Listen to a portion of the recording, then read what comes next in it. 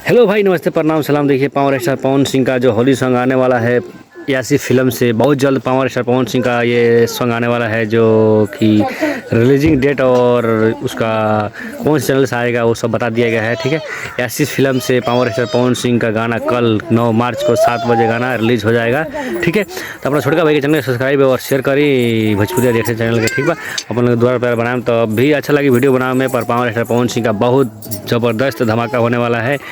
काम होली में कैसे कह के पावर स्टार पवन सिंह का ये सॉन्ग आ रहा है। ठीक है, तो आप लोग अपना दुलार प्यार बनाइए और पावर स्टार पवन सिंह का ये गाना एक नंबर ट्रेंडिंग पे, जब चुनाव लड़ रहे हैं पावर स्टार पवन सिंह, तो इसको गाना को एक नंबर ट्रेंडिंग पर लाइए, तभी पावर स्टार को पावर कहाँ से शुरू होता है कहाँ से ख़त्म होता है पता चलेगा। ठीक है, तो गाना ये बहुत बवाल होने वाला है। ठीक बा, काम कैसे हुई होली में कह के ऐसे पावर स्टार पवन सिंह गाना है, कल 7 बजे ऐसी फिल्म से हो जाएगा। तो चैनल सब्सक्राइब और